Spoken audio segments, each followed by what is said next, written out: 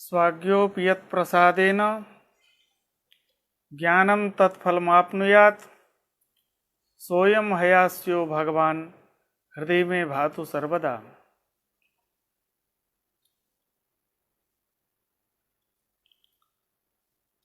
संस्कृतम भारतम इस समूह पर उपस्थित आप सभी का हार्दिक अभिनंदन। न्याय सिद्धांत मुक्तावली का अनुष्ठान चल रहा है और इस स्वाध्याय अनुष्ठान में प्रत्यक्ष खंड के अंतर्गत पृथ्वी का भी निरूपण हो गया है। आज जल का निरूपण आरंभ हो रहा है। आइए देखते हैं। जल का जो स्वरूप का वर्णन है वह है वर्णः शुक्लः रसस्पर्शौ जले मधुर शीतलौ स्नेहः तत्र द्रवत्वं तु सांसिध्यिकम् उदाहृतम्। वर्णः शुक्लः,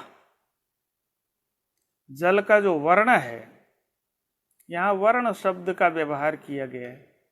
रूप शब्द की जगह वर्ण शब्द को दिया गया। किस वर्ण का है, किस रूप वाला है जल, तो कहा शुक्ल रूप वाला जल है। रसस्पर्शौ जले मधुर शीतलौ, एक तरफ रस और स्पर्श है, दूसरे तरफ मधुर और शीतल है। इसका क्रमिक अन्वय करना है। रस कैसा लेना है, तो मधुर रस, और स्पर्श कैसा है, शीतल स्पर्श। यह सब जल में है। तो जल में अब तक तीन चीज बतला दिए हैं। जल लक्ष्य है और उस लक्ष्य का लक्षण बतलाया शुक्ल रूप। उसमें शुक्ल वर्ण वाला जल होता है। और मधुर रस वाला जल होता है। शीतल स्पर्श वाला जल होता है। इसकी व्याख्या और भी होगी, लेकिन अभी क्रमिक ऐसा कह दिया गया है। और क्या है, स्नेहः तत्र, तत्र जले स्नेह, स्नेह भी रहता है। और ये सब के सब समवाय संबंध से जल में रहेंगे, क्योंकि ये सब गुण है और जल द्रव्य है, गुणी है। एतावता ये सब समवाय संबंध से जल में विद्यमान होंगे। द्रवत्व कैसा लेना है, तो कहा द्रवत्वम तु सांसिध्यिकम। यहां सावधानी करनी है। द्रवत्वम तु, किंतु द्रवत्व कैसा है, सांसिध्यिकम, अर्थात नैमित्तिक द्रवत्व इसमें नहीं है। दो प्रकार का द्रवत्व होता है, एक सांसिधिक द्रवत्व और दूसरा नैमित्तिक द्रवत्व। यह द्रवत्व तीन में रहता है, पृथ्वी, जल और तेज में। लेकिन सामान्य द्रवत्व तीन में रहा, सांसिधिक द्रवत्व केवल जल में है और नैमित्तिक द्रवत्व पृथ्वी और तेज में रहता है। एतावता द्रवत्वम तो सांसिध्यिकम उदाहृतम। सांसिधिक द्रवत्व जल में विद्यमान है। जलम निरूपयति वर्णः शुक्ल इति। स्पष्ट है, इसलिए इस पर कोई चर्चा नहीं कर रहे हैं। स्नेह समवायी कारणतावच्छेदकतया जलत्व जाति सिद्ध्यति। स्नेह कार्य है और उस कार्य का कारण किसी न किसी को मानना होगा। वह कारण कौन होगा, तो स्नेह का जो समवायी कारण। अब समवायी कारण द्रव्य ही होता है, अन्य कोई नहीं होगा, और द्रव्य 9 हैं। इसमें स्नेह नामक गुण का जो समवायी कारण होगा उसे अन्वेषण करना है। वह पृथ्वी में स्नेह नहीं है, तेज में नहीं है, वायु आकाश काल दिशा आत्मा और मन में स्नेह नहीं है। स्नेह एकमात्र जल में है। जैसे गंध एकमात्र पृथ्वी में विद्यमान है, ऐसे ही स्नेह केवल जल में रहने वाला गुण है। उस स्नेह का जो समवायी कारण है वह समवायी कारण जल होगा। कारणता जल में रहेगी, कारणता का अवच्छेदक जलत्व होगा। एतावता स्नेह समवायी कारणतावच्छेदकतया जलत्व जाति की सिद्धि होती है। अब यहाँ एक विशेष बातें कही जा रही है। क्या स्नेहत्व जो है वह स्नेहत्व स्नेह में रहेगा? बिल्कुल स्पष्ट है, स्नेहत्व स्नेहातिरिक्त कहीं नहीं रहेगा। और पृथ्वी जैसे दो प्रकार की हुई, नित्य और अनित्य। नित्य परमाणु रूप है, अनित्य कार्य रूप है। इसी तरह जल भी दो प्रकार का है, नित्य और अनित्य। नित्य जल परमाणु में, परमाणु स्वरूप जो जल है वह नित्य है, और द्वेणुकादि रूप जो जल है वह अनित्य है। यहाँ तक तो बिल्कुल ठीक है। स्नेह नामक गुण जल मात्र में है, और यह जल चाहे वह परमाणु स्वरूप हो या कार्य स्वरूप हो, स्नेह दोनों जगह विद्यमान होगा। तो स्नेहत्व परमाणु में भी है और द्वेणुकादि जल में भी स्नेहत्व विद्यमान है।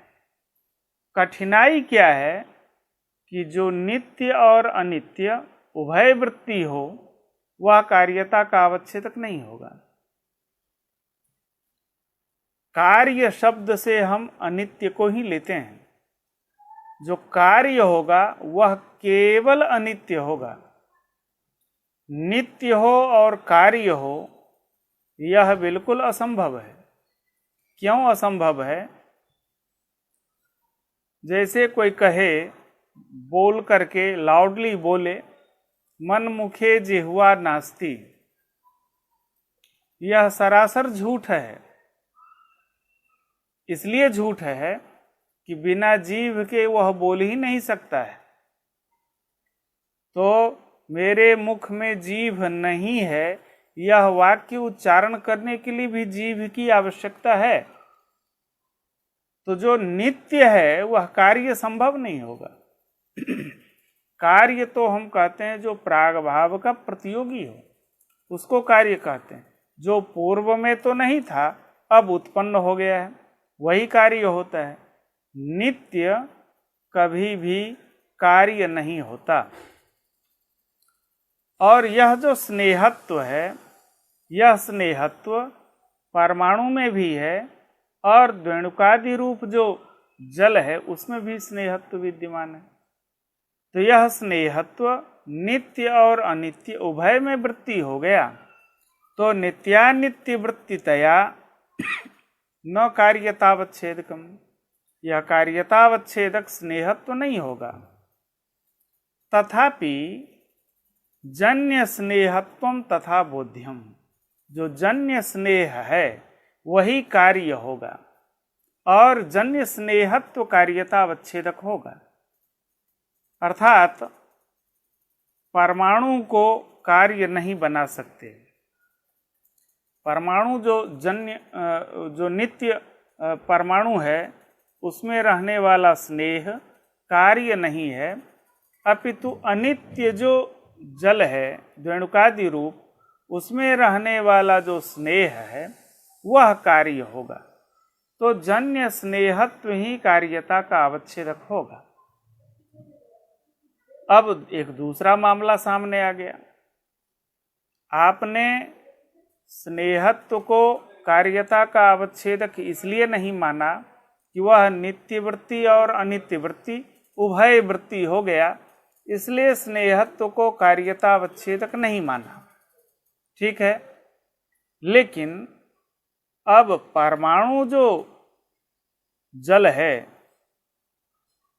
उस परमाणु में जलत्व ही नहीं रहेगा, क्योंकि जल का लक्षण स्नेह बतलाए हैं और वह स्नेह रूप कार्य परमाणु में विद्यमान ही नहीं है, तो परमाणु में जलत्व भी नहीं होगा। अतः परमाणु जलत्वम न स्यात् तत्र जन्य स्नेहाभावात्, वहां जन्य स्नेह तो है ही नहीं।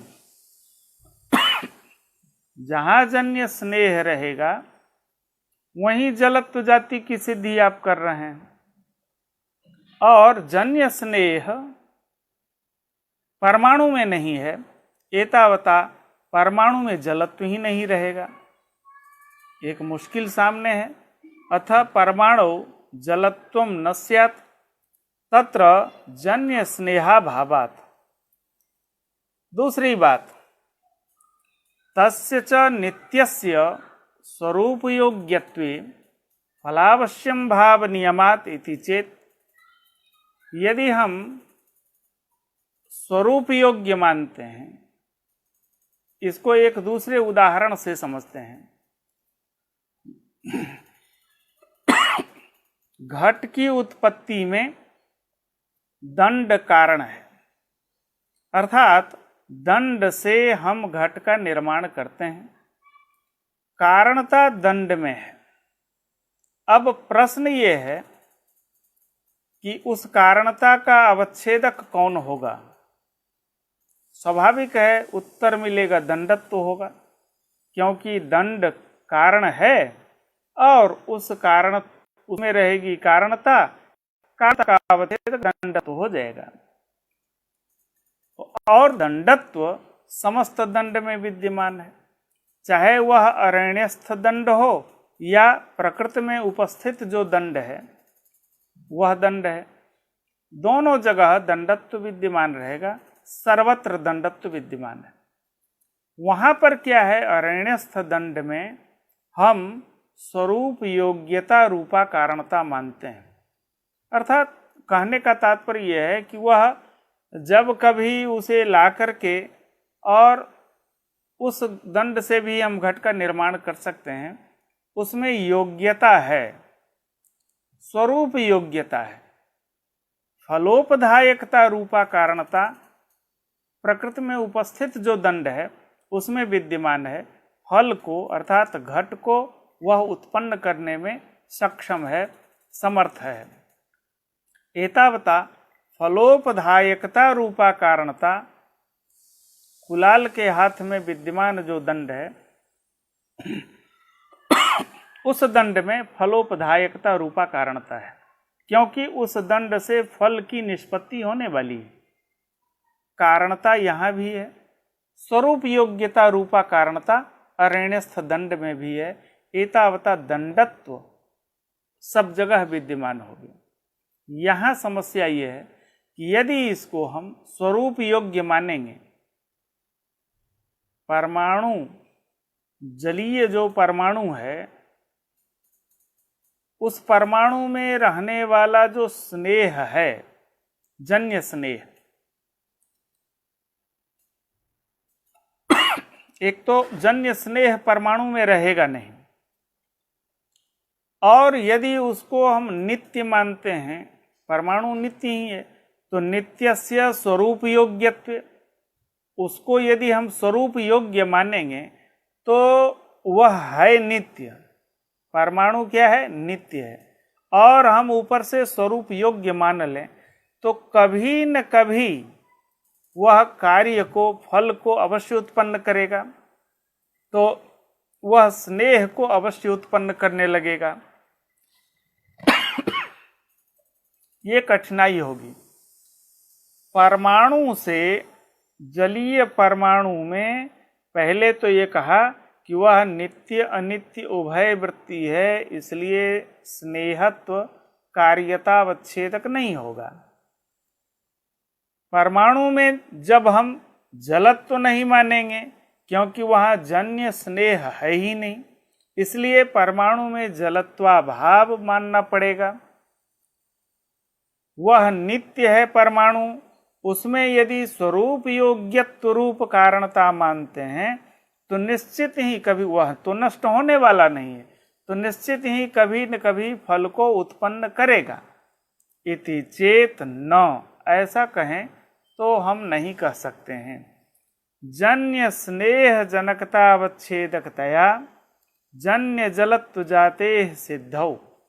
पहले तो हम जन्य स्नेह का जनक कौन होगा? जल होगा क्या? नहीं, जन्य स्नेह का जनक जन्य जल होगा।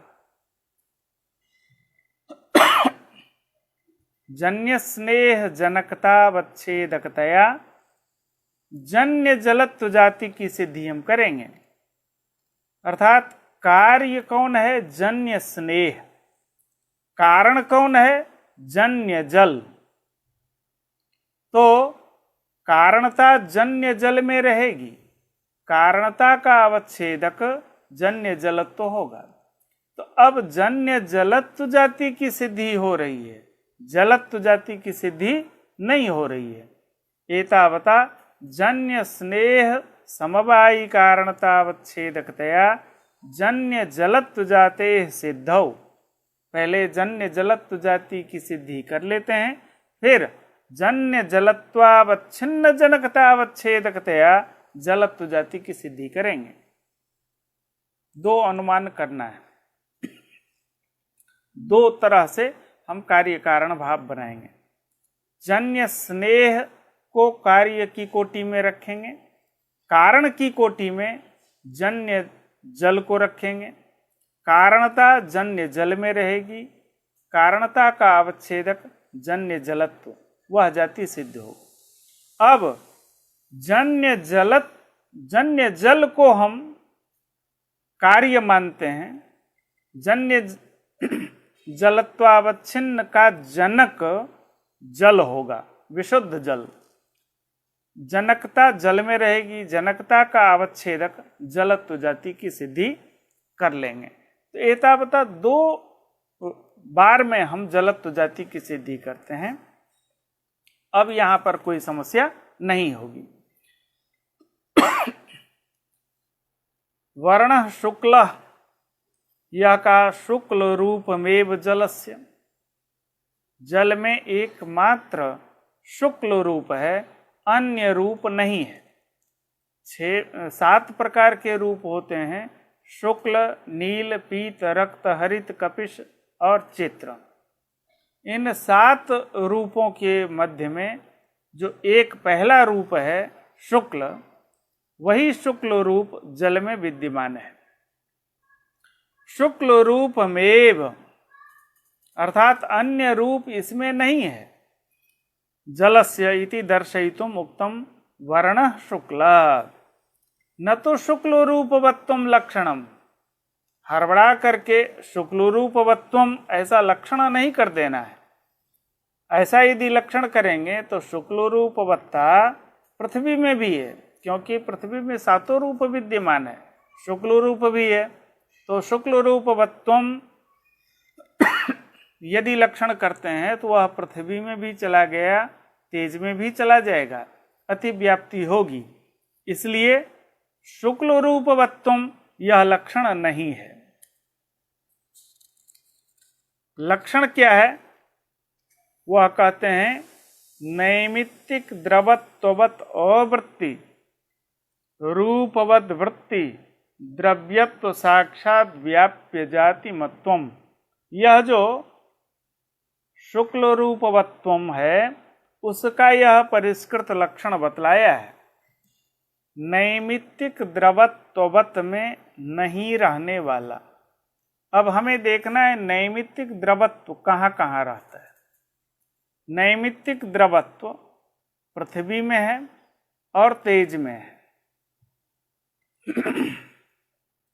उसमें नहीं रहने वाला नैमित्तिक द्रवत्ववत् पृथ्वी और तेज है, उसमें नहीं रहने वाला और रूपवत् वृत्ति रूप वाले में रहने वाला। अब रूप वाले को हम किनारे करेंगे। रूप कहाँ कहाँ है? पृथ्वी, जल और तेज। इन तीन में रूप है, पृथ्वी, जल, तेज। इस तीनों में किसी में नैमित्तिक द्रवत्व है क्या? नैमित्तिक द्रवत्व पृथ्वी में है और तेज में है। इन दो में नहीं रहने वाला बाकी बचा कौन? रूप वाला, जल। तो नैमित्तिक द्रवत्ववत में नहीं रहने वाला और रूपवत में रहने वाला जो द्रव्यत्व की साक्षात व्याप्य जाति, वह जाति केवल जलत्व जाति होगी, अन्य कोई जाति नहीं होगी। तादृश द्रव्यत्व की व्याप्य जाति जलत्व जाति होगी। तादृश जाति मत्व सभी जल में चला जाएगा, परमाणु में भी जाएगा और अनित्य द्वणुकादि में भी चला गया, कहीं कोई समस्या नहीं होगी।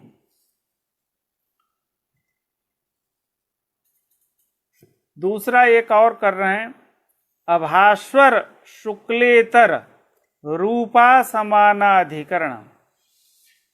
शुक्ल दो तरह का होता है, एक है भास्वर शुक्ल, दूसरा है अभास्वर शुक्ल। भास्वर शुक्ल तेज में है, अभास्वर शुक्ल जल में है। तो अभास्वर शुक्ल से इतर भास्वर शुक्ल होगा। अभास्वर शुक्लेतर रूप न केवल भास्वर शुक्ल होगा अपितु नील पीतादिक भी हो जाएंगे। तो अभास्वर शुक्लेतर रूप भास्वर शुक्ल, इसके बाद नील पीत रक्त हरित कपिश चित्र, ये सब भी उन रूप का असमानाधिकरण अर्थात उस अधिकरण में नहीं रहने वाला और रूपवद वृत्ति, रूपवत वृत्ति जो द्रव्यत्व की साक्षात व्याप्य जाति, वह केवल जलत्व जाति होगी। तादृश जाति मत्व जल में चला जाएगा। पहला जो नैमित्तिक द्रवत्ववत अवृत्ति रूपवत वृत्ति द्रव्यत्व साक्षात व्याप्य जाति मत्वम कहा, उसमें नैमित्तिक द्रवत्व दो में रहता है, पृथ्वी और तेज में। यहाँ अभास्वर शुक्लेतर रूप से अलग से एक ही लिया जाएगा, तेज। अभास्वर शुक्लेतर जो भास्वर शुक्ल है वह तेज में है। तो ऐसे करके दो लक्षण यहां बतलाए हैं। तेन, तेन का तात्पर्य क्या है कि हमने शुक्ल रूपवत्वम को परिभाषित किया है और किस रूप में?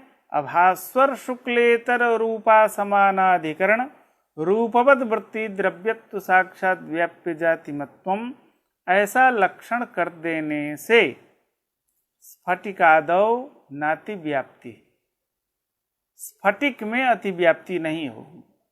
यदि हम अभास्वर शुक्लेतर ऐसा लक्षण नहीं करेंगे, स्फटिक में लक्षण चला जाएगा, क्योंकि शुक्ल रूपवत्ता तो वहां विद्यमान है।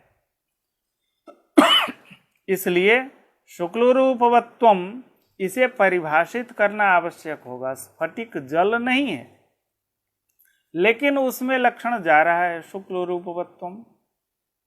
एतावता शुक्ल रूपवत्वम, इसको परिभाषित करना पड़ेगा। स्फटिक में अतिव्याप्ति नहीं हो, इसके लिए इसे परिभाषित करना आवश्यक है। और वह कैसी परिभाषा हुई? अभास्वर शुक्लेतर रूपा समानाधिकरण रूपवद वृत्ति द्रव्यत्व साक्षात व्याप्य जाति मत्वम। इस ढंग का आपको परिष्कार करना होगा। अब स्फटिक में अतिव्याप्ति नहीं होगी। क्यों? कि अभास्वर शुक्ल से इतर रूप भास्वर शुक्ल है, उस रूप का असमानाधिकरण होना चाहिए। यह उस रूप का समानाधिकरण हो रहा है। एतावता हमें यह शर्त अर्थात अभास्वर शुक्लेतर रूपा समानाधिकरण उसमें नहीं जा रहा है, एतावता स्फटिक में लक्षण नहीं गया।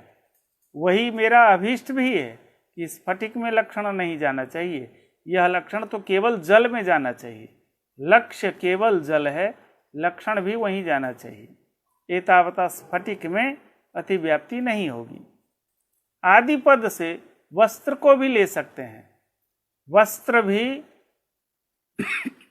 अभास्वर शुक्लेतर रूप, नील वस्त्र होता है, पीत होता है, रक्त, हरित, कपिश, चित्र, विविध प्रकार के वस्त्र होते हैं, उसका समानाधिकरण ही है।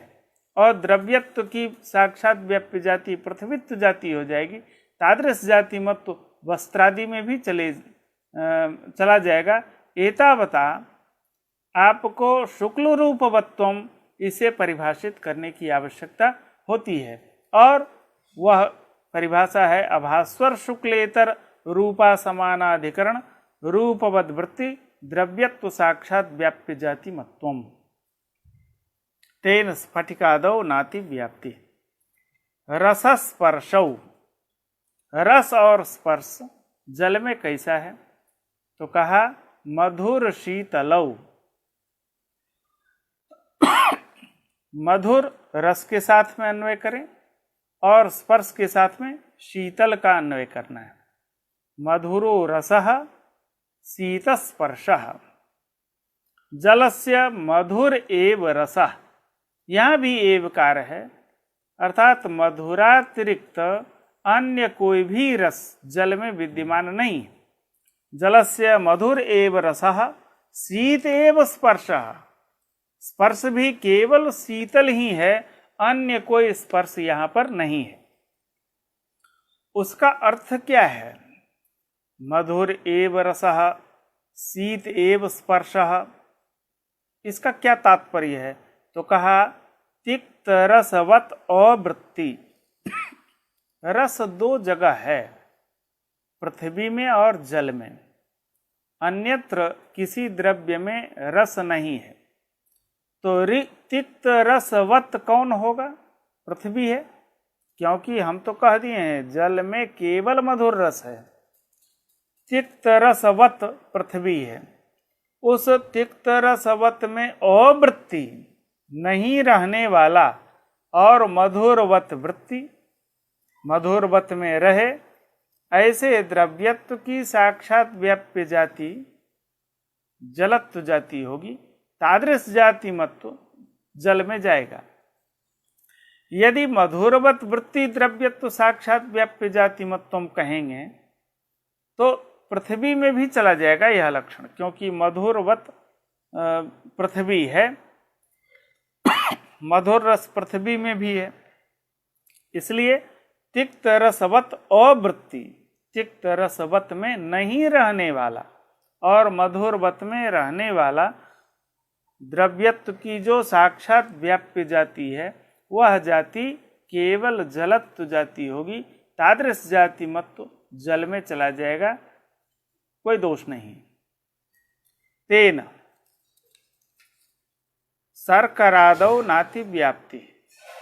यदि केवल मधुरवत वृत्ति द्रव्यत्व साक्षात व्याप्य जाति मत्व कहेंगे तब तो शर्करा में भी लक्षण चला जाएगा।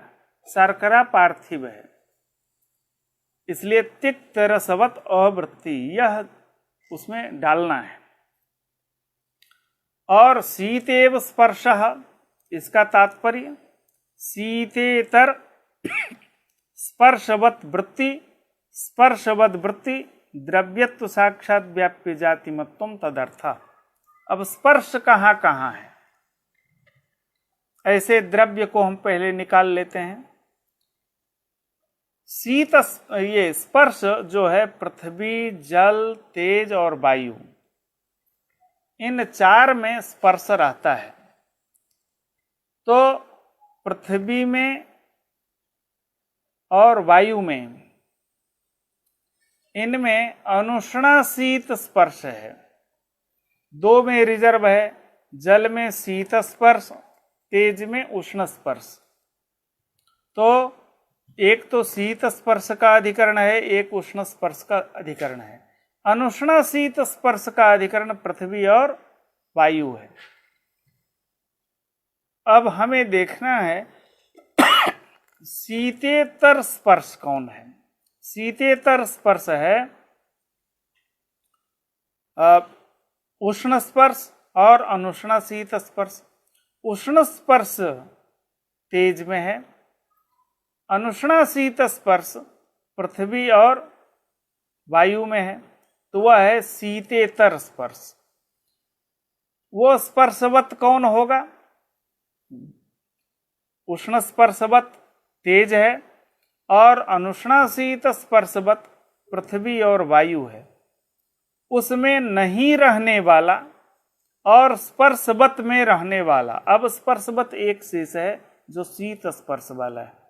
स्पर्शवत में रहने वाली जो द्रव्यत्व की साक्षात व्याप्य जाति, वह द्रव्यत्व की साक्षात व्याप्य जाति केवल जलत्व जाति होगी।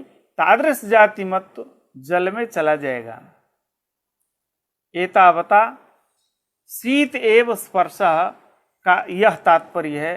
शीतेतर स्पर्शवत अवृत्ति, स्पर्शवत वृत्ति, द्रव्यत्व साक्षात व्याप्य जाति मत्तम तदर्थ।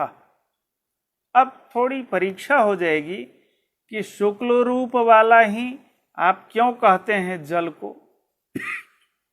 ननु शुक्ल रूपवत्वमेव इति कुतः। शुक्ल रूपवत्वम एव, एवकार से आपने अन्य रूप का खंडन किया है। अन्य रूप जल में नहीं है, यही एवकार का तात्पर्य है। ऐसा क्या है कि शुक्ल रूप वाला ही जल है, जबकि प्रत्यक्षतः आजकल के मौसम में प्रयाग के तट पर जाकर के देख लें, जहां यमुना और गंगा का मिलन हो रहा है, वहां यमुना का जल श्याम वर्ण की होगी और गंगा का जो जल है वह शुक्ल रूप वाली है। तो कालिंदी जलादो नीलिमोपलब्धे, कालिंदी का जो जल है, यमुना का जो जल है, उसमें नीलिमा की उपलब्धि होती है और आपने जल का लक्षण किया है शुक्ल रूपवत्वम। शुक्ल रूप वाले को ही हम जल कहते हैं, जबकि कालिंदी का जल नीला होता है, नीलिमा वहां रहती है। कालिंदी जलादो नीलिमोपलब्धे इति चेत न, ऐसा नहीं कह सकते। ध्यान देने की बात है, नील रूप है और वह नील रूप कार्य है, उसका जनक कौन होगा? नील रूप का जनक पृथ्वी है, क्योंकि नील रूप पृथ्वी में है, तो नील रूप का जनक पृथ्वी है। नील जनकतावच्छेदिकायाः, नील जनक पृथ्वी है, जनकता पृथ्वी में रहेगी, जनकता का अवच्छेदक पृथ्वीत्व होगा। वह पृथ्वीत्व कहाँ है? पृथ्वी में। और कहाँ है? यह प्रश्न ही गलत है, और कहीं नहीं है। पृथ्वीत्व पृथ्वी मात्र में है, तो नील जनकतावच्छेदिकायाः पृथ्वीत्व जातेः अभावात्, कुत्र अभावात्? जले अभावात्। पृथ्वीत्व जाति जल में नहीं रहती है, तो जले अभावात् जले नील रूपा संभवात्, जल में नील रूप संभव ही नहीं है, क्योंकि नील का जनक पृथ्वी है। तो जल में पृथ्वीत्व जाति जब रहे तब हम नीलिमा, जल में हम प्रतीति कर सकते हैं नीलिमा की, लेकिन पृथ्वीत्व जाति तो केवल पृथ्वी में है, जल में है ही नहीं, तो जल में नील रूप संभव नहीं है। कहा जब हम आंख से देख रहे हैं उसका क्या करेंगे? आंख से तो कालिंदी जल नीला प्रतीत होता है, उसका क्या उपाय है? तो कहा कालिंदी जले नीलत्व प्रतीतिस्तु आश्रयोपाधिकी। हम यह मना नहीं कर रहे हैं कि आपको गलत प्रतीति हो रही, नील रूप की प्रतीति आपको हो रही है। समुद्र को हमने भी देखा, वह नीला पता चलता है, लेकिन जल नीला है ये दावा हम नहीं कर सकते हैं। जल में नीलिमा की प्रतीति हो सकती है, कोई मना ही नहीं है, क्योंकि वह भी एक प्रकार का ज्ञान है। भ्रमक ज्ञान भी तो ज्ञान ही है। रस्सी को सर्प समझ करके भाग जाना यह स्वाभाविक है। अब कोई कहे कि वो तो रस्सी थी, भागे क्यों? ज्ञान हुआ, सर्प का ज्ञान हो गया वहां। वह ज्ञान जब तक यथार्थ है तभी तक आपको भ्रम भी है, तभी तक डर भी लग रहा है। और यदि आपको यह निश्चय हो जाए कि वह रस्सी ही है तो भागना बंद हो जाएगा। जब तक उसमें सर्प की बुद्धि है तब तक आपके भीतर में डर विद्यमान होगा। वह भी एक प्रकार का ज्ञान है, और तादृश ज्ञान होने से ही आपको भय भी हो रहा है। इसलिए भ्रमात्मक ज्ञान होने में आपत्ति नहीं है। भ्रमात्मक ज्ञान को प्रमा मान। कालिंदी जले नीलत्व प्रतीतिस्तु आश्रयोपाधिकी। प्रतीति हो रही है, वह आश्रयो, उसका जो आश्रय है, जल जहां पर विद्यमान है वह नीचे पृथ्वी है, धरती है, उसमें नील रूप विद्यमान है। वही छाया जल में प्रतीत हो रही है। नीलत्व प्रतीतिस्तु आश्रयोपाधिकी। आश्रय जो है ना, वह आश्रय नील वर्ण का है, इसलिए औपाधिक प्रतीति जल में हो रही है। अतएव वह औपाधिक है, इसलिए वियति विक्षेपे, वह उसमें एक पत्थर डालें जल में, वह आकाश में जब जल ऊपर उछलेगा, वियति आकाशे विक्षेपे, जल जब ऊपर को उठता है तब धवलिमोपलब्ध है। वही ऊपर उठा हुआ जल धवल प्रतीत होता है, शुक्ल प्रतीत होता है, स्वच्छ प्रतीत होता है। तो अभी क्या हो गया, जल में यदि नीला वर्ण होता तो आकाश में उछला हुआ जल भी नील वर्ण का प्रतीत होता, लेकिन ऐसा नहीं होता है, धवल प्रतीत होता है। उसका जो आश्रय है धरती, वह ऊपर उठ गया है, इसलिए वह धवल, उसका जो स्वाभाविक रूप है वह प्रतीत होने लगा है। इसलिए वियति विक्षेपे, अतएव वियति विक्षेपे धवलिमोपलब्धे। दूसरा ये कहा मधुर एव रसः, उसका भी परीक्षण करते हैं। जले माधुर्ये किम मानम, जल में मधुर रस ही है, इसमें क्या प्रमाण है? नहीं प्रत्यक्षेण कोपि रसस्तत्र अनुभूयते। प्रत्यक्षतः जल पीने के लिए दिया जाए, हाँ बहुत ज्यादा प्यासा व्यक्ति हो तो उसे जरूर वह जल मीठा लगेगा, माधुर्य की प्रतीति होगी। लेकिन जो जल पी करके तृप्त हो रखा है, उसे जल दिया जाए पुनः और उसका स्वाद पूछा जाए, तो वह कहेगा कि कोई प्रत्यक्षतः तो कोई भी रस जल में प्रतीत नहीं होता है। इसलिए हम ये कह सकते हैं नहीं प्रत्यक्षेण कोपि रसः, कोई भी रस, मधुर अम्ल लवण कटु कषाय तिक्त, कोई भी रस प्रत्यक्षतः जल में उपलब्ध नहीं होता। वह जल नॉर्मल ही लगता है। मीठा तो हम उसको कहते हैं जब चीनी डाल करके उसे घोल दिया जाए, मधुर बना दिया जाए, उसे हम मधुर व्यवहार करते हैं। यह भी एक कारण हो सकता है कि प्रत्यक्षतः उसमें कोई भी रस प्रतीत नहीं होता है। यदि कोई कहे नारियल के जल में मीठापन प्रतीत होता है, माधुर्य की प्रतीति होती है, है तो वह जल ही।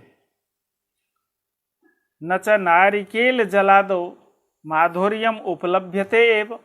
नारिकेल जल में माधुर्य की प्रतीति तो होती ही है, तो जल में माधुर्य सिद्ध हो गया। कहा कि अब आपका भ्रम है।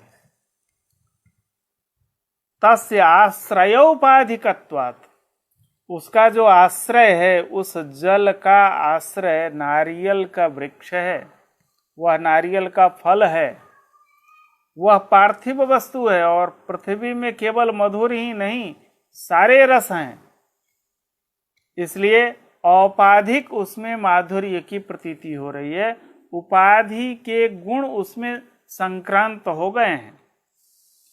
तस्य आश्रयोपाधिकत्वात्। अन्यथा यदि कोई हठ कर दे, नहीं यह तो हम आश्रय को नहीं मानते हैं, औपाधिक इसमें माधुर्य की प्रतीति नहीं होती है, अर्थात उसका स्वाभाविक माधुर्य रस है, ऐसा यदि कोई मानने का हठ करे, उसका क्या जवाब है? उसके लिए एक तरीका है, नींबू का रस निकाल करके उसे दे दिया जाए और कहे कि जल में यह भी रस है। अन्यथा जंबीर रसादौ अम्लाद्युपलब्धे अम्लादिमत्वमपि स्यात्। जंबीर कहते हैं नींबू को, उसका जो जल है, नींबू में एक रस होता है, वह जो जल है उसमें अम्ल रस, उसे हम अम्ल रस की संज्ञा देते हैं। अम्लाद्युपलब्धे, अम्ल रस की उपलब्धि होती है, तब तो अम्लादिमत्वमपि स्यात्, अम्ल रस भी जल में होने लगे। जैसे नारियल में, नारियल के जल में मीठा रस उपलब्ध होता है, माधुर्य की उपलब्धि होती है, तब तो नींबू के रस में उस जल का ही रस है, तो जलीय तत्व जो है वह उसमें अम्ल रस भी हो जाए। फिर क्या करेंगे? जले मधुर एव रसः, तब तो यहाँ मधुर को सिद्ध करने के चक्कर में अम्ल रस वाला भी जल बन गया। इति चेत न हरितकी जल रस व्यंजकत्वात्। हरितकी एक प्रकार की औषधि है जिसको हम हर्रे बोलते हैं, वह त्रिफला में एक अंग के रूप में प्रयोग होता है। त्रिफला, जिन तीन फलों को मिला करके एक त्रिफला का निर्माण होता है, उन त्रिफला के अंतर्गत एक हर्रे, हरितकी उसको बोलते हैं। हरितकी भक्षणस्य, हरितकी खा ले, आदि पद से आंवला भी। हरितकी का तो सबका अनुभव नहीं होता है, लेकिन आंवला खाने के बाद जल पीना जो होता है, वह जल में माधुर्य की प्रतीति होती है, यह सब कोई अनुभव कर सकते हैं। आंवला सर्वसुलभ है। हरितक्यादि भक्षणस्य जल रस व्यंजकत्वात्। आंवला का भक्षण कर लें, हरितकी का भक्षण कर लें, और उसके बाद जल का सेवन करने से वह जल के रस का व्यंजक है। जल में माधुर्य रस की प्रतीति होती है, जल रस व्यंजकत्वात्। न च हरितक्याम एव जलोष्म संयोगात रसांतरोत्पत्ति वाच्यम। यदि कोई प्रश्न पूछ ले कि ऐसा हरितकी में ही गुण है, आंवला में ही ऐसा गुण है कि आंवला को खाया और मुख में एक ऊष्मा विद्यमान है, गर्मी, तो और उस जल, मुख में जल भी है और ऊष्मा भी है, तो जलोष्म संयोगात, ऊष्म जल के संयोग होने से उस हरितकी का अथवा आंवला का जलोष्म संयोगात रसांतरोत्पत्ति, मधुर रस की उत्पत्ति हो जाती है, उसमें संयोग कारण है। जलोष्म संयोगात रसांतरोत्पत्ति हिति वाच्यम, कहा कि इसमें कल्पना गौरव है, बहुत दूर की कल्पना हम कर रहे हैं। इसलिए क्या कल्पना गौरव है? एक तो आंवला का सेवन करे, मुख में जल और ऊष्मा, और उस ऊष्म जल का उस आंवला अथवा हरितकी के साथ में संयोग हो, और संयोग होने के बाद एक मधुर रस की उत्पत्ति, यह कल्पना गौरवग्रस्त है।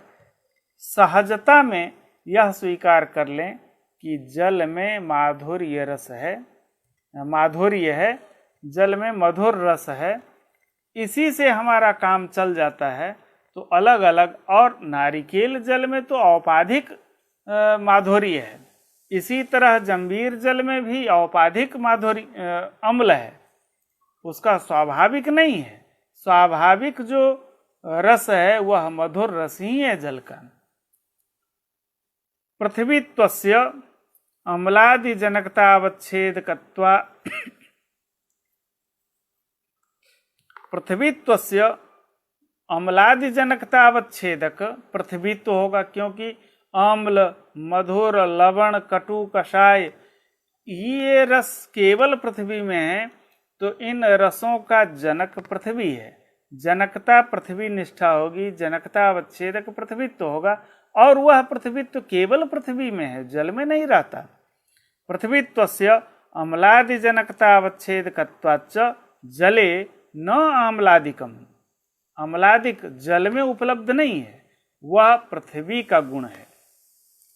जंबीर रसादौ तु आश्रयोपाधिकी तथा प्रतीति ही, जो नींबू का रस है उसमें तो आश्रय रूप जो पृथ्वी है, उस पृथ्वी के ही गुण उसमें ट्रांसफर हुए हैं, पृथ्वी का ही गुण उसमें संक्रांत हुआ है, इसलिए उसमें अम्ल रस की प्रतीति होती है।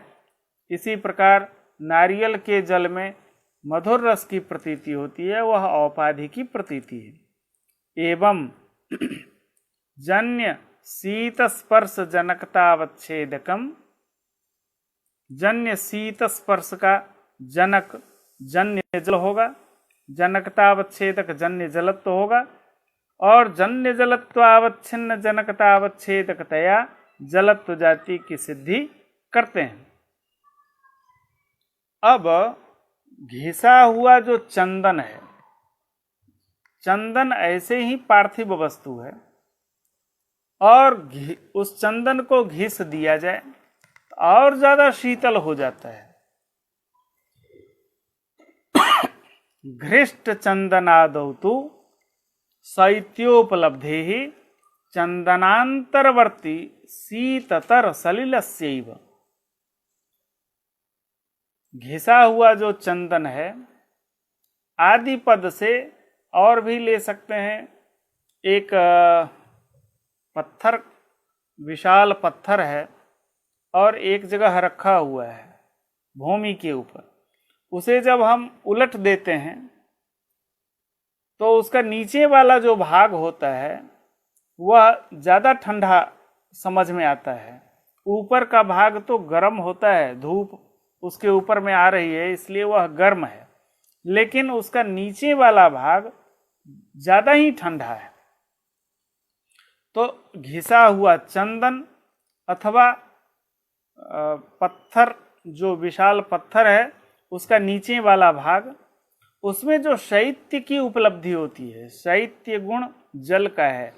घिसा हुआ चंदन भी जल नहीं है और पत्थर भी जल नहीं है, फिर भी वहाँ शैत्य की उपलब्धि हो रही है, तो वह उसके भीतर चंदनांतरवर्ती शीततर सलिलस्यैव, उसके भीतर में शीततर सलिल है, अर्थात अत्यंत शीतल जल विद्यमान है चंदन के भीतर, और पत्थर के नीचे वाला भाग जो शीततर सलिल है, जल है, उसी के प्रभाव से उसमें शैत्य की उपलब्धि होती है। पृथ्वी में शैत्य की उपलब्धि नहीं होती। पृथ्वी में अनुष्णा शीत स्पर्श है। तेज संयोगात जले उष्ण प्रतीति औपाधिकी स्फुटैव। जल में उष्ण की प्रतीति गीजर के जल में ले लें, अथवा आजकल ऐसे भी जल गर्म होता है, तो ऐसे तेज संयोग हो। हम लोग रोज रसोई बनाते हैं तो जल में कुछ डालते हैं तो अग्नि संयोग से जल गर्म हो जाता है, तो अग्नि संयोग उसमें उपाधि है। अग्नि संयोग हुआ इसलिए जल में गर्मी की उपलब्धि हो गई, उसमें और भी उष्ण की प्रतीति होती है। इसलिए तेज संयोगात उष्ण प्रतीति ही औपाधिकी स्फुटैव। अभी आप गैस चूल्हे से उस बर्तन को उतार दें जिसमें 5 लीटर पानी गर्म करके रखें, अपेक्षाकृत सर्दी के दिनों में वह ज़्यादा जल्दी ठंडा होगा, गर्मी के दिनों में और ज़्यादा समय लेगा, लेकिन उसका स्वाभाविक जो स्पर्श है वह स्पर्श प्रतीत हो जाएगा। इसलिए जल में जो स्पर्श है वह शीत स्पर्श ही है। यदि उष्ण की प्रतीति होती है तो वह औपाधिक प्रतीति है। तत्र पाका संभवात, जल में पाक संभव नहीं है। पृथ्वी में पाक हुआ था और पृथ्वी में पाक होने से उसका रूप, रस, गंध, स्पर्श चारों बदल गए, लेकिन जल में जो स्पर्श है वह पाक से चेंज नहीं होगा। जल में जो रूप है वह पाक से नहीं बदलेगा, वहाँ पाक संभव नहीं है। स्नेह तत्र द्रवत्वं तु घृतादौ अपि तदंतरवर्ती जलस्यैव स्नेह। घृत के भीतर जो स्नेह दिखाई दे रहा है उससे भी हम आटा को गूंथ सकते हैं, लेकिन उतना अच्छा नहीं होगा जितना अच्छा जल से उसे हम गूंथते हैं रोटी बनाने के लिए। ऐसे घी से हम यदि, घृत से यदि उस आटा को हम मिलाते हैं तो उतना अच्छा स्नेह उसमें नहीं है, लेकिन घृत के भीतर विद्यमान जो जलीय अंश है उस जल में विद्यमान स्नेह वहाँ पर विद्यमान है। तदंतरवर्ती जलस्यैव स्नेहः, जलस्य स्नेह समवायी कारणत्वात्, जल ही स्नेह का समवायी कारण है, पृथ्वी नहीं है। इसलिए घृत के अंतर्गत जल का ही स्नेह विद्यमान है। तेन जले एव स्नेहः इति मंतव्यम, जल में ही स्नेह है ऐसा समझना चाहिए। द्रवत्वं तो सांसिद्धिकम् उदाहृतम्। सांसिद्धिक द्रवत्व जो है, सांसिद्धिक द्रवत्वत्वम जाति विशेषा प्रत्यक्ष सिद्ध। यह जो सांसिद्धिक द्रवत्वत्व है वह जाति विशेष है और वह प्रत्यक्ष सिद्ध है, जल में विद्यमान है। तदवच्छिन्न जनकतावच्छेदकमपि तदेव। जो सांसिद्धिक द्रवत्वत्वावच्छिन्न जनकतावच्छेदक जलत्व ही होगा, तदवच्छिन्न जल होता है। तैलादावपि जलस्य द्रवत्वम, तेल में भी जल का ही द्रवत्व है। तेल में द्रवत्व जो विद्यमान है वह जल का ही है। वह है तो पार्थिव, लेकिन जल में एक द्रवत्व है, सांसिद्धिक द्रवत्व, और स्नेह विद्यमान है। तो तेल में विद्यमान जो द्रवत्व है वह जल का ही है। अब जल का द्रवत्व विद्यमान है, लेकिन तेल जलता कैसे है, क्यों जलता है? पानी में बत्ती लगा करके हम यदि जलाना चाहें तो 10-20 माचिस खत्म हो जाएगा, उसमें आग नहीं पकड़ सकता है। लेकिन तेल में एक बत्ती डालने से एक बार में ही वह जल सकता है। एतावता जल का जो द्रवत्व कह रहे हैं वह पानी में द्रवत्व है, उसमें क्यों नहीं आग पकड़ती है? तो कहा स्नेह प्रकर्षेण च दहनानुकूल्यम। स्नेह प्रकर्ष है, तेल में स्नेह का प्रकर्ष है, जल में स्नेह का प्रकर्ष नहीं है। देखें, एक अग्नि हम जला करके रखते हैं, 5 केजी लकड़ी है और उसमें हम अग्नि लगाए हैं। उसमें क्या करेंगे, 5 लीटर पानी डाल दें, क्या होगा? अग्नि बुझ जाएगा, अग्नि वहां समाप्त हो जाए, मतलब आग को नष्ट किया जा सकता है। वहां 5 लीटर पानी डाल दिया, वहां जो स्नेह है वह स्नेह अपकर्ष स्नेह है।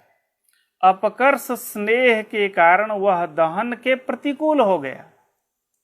अब 5 लीटर पानी डालने के बजाय 5 लीटर पेट्रोल डाल दें, आग और ज्यादा भड़क जाती है, वहां और भी तेज रूप से जलने लगेगी आग। वहां स्नेह का प्रकर्ष है, इसलिए उसमें वह दहन के योग्य हो गया, दहन के अनुकूल हो गया। और जो एलपीजी है उसमें अत्यंत ज्वलनशीलता है। उसमें तो एक लाइटर जो जिससे हम गैस जलाते हैं वो भी एक बार अलग से कर दिया जाए तो पूरे प्रकोष्ठ में आग लग जाती है और वह बहुत विचित्र आग लगती है। इस तरह से स्नेह का जहां अत्यंत प्रकर्ष होता है वह दहन के उतना ही सुयोग्य होता जाता है। इसका व्याख्यान स्नेह के निरूपण में किया जाएगा। तैलांतरे तत्प्रकर्षात् दहनानुकूलता। तैल में, पेट्रोल में, गैस में, उसमें जो स्नेह का प्रकर्ष है, स्नेह प्रकर्ष होने से दहन के वह अनुकूल हो जाता है। और अपकृष्ट जो स्नेह है वह दहन के प्रतिकूल होता है। जल में अपकृष्ट स्नेह है, इसलिए आग में पानी डालने से वह आग बुझ जाती है और उसी आग में तेल अथवा पेट्रोल, डीजल और गैस ये डालने से वह और भी ज्वलनशील हो जाता है। तैलांतरे तत्प्रकर्षात् दहनस्यानुकूलता। इस स्नेह प्रकर्षेण च दहनानुकूल्यम इति वक्ष्यति। आगे स्नेह निरूपण के अवसर पर इसको स्पष्ट किया जाएगा कि स्नेह का प्रकर्ष क्या करता है और स्नेह का अपकर्ष क्या करता है। वह गुण निरूपण प्रकरण में स्नेह का जहाँ निरूपण होगा वहाँ इस विषय को उठाया जाएगा। आगे नित्यतादि प्रथमवत किंतु देहमयो निजम इंद्रियम रसनम सिंधु हिमादिर विषयो मतः। इसको हम अग्रिम दिवस में लेने वाले हैं। बहुत संभव है कल ये स्वाध्याय सत्र संभवतः नहीं हो पाए, क्योंकि कुछ ऐसे कार्य सामने उपस्थित हो रहे हैं। मुझे लग रहा है कि कल इसे हमें रोकना पड़ेगा। हम सूचना दे देंगे जैसा भी होगा। कोशिश तो हमारी रहेगी कि यह धारा चलती रहे, लेकिन जब बहुत ज़्यादा प्रत्यवाय उपस्थित होता है तो इसे अवरुद्ध ही करना पड़ेगा, ऐसा मुझे प्रतीत हो रहा है। जैसा भी होगा अग्रिम सूचना की प्रतीक्षा करेंगे। पुनः हम कल या कल के बाद उपस्थित होते हैं। आप सभी को बहुत बहुत धन्यवाद। नमस्कार।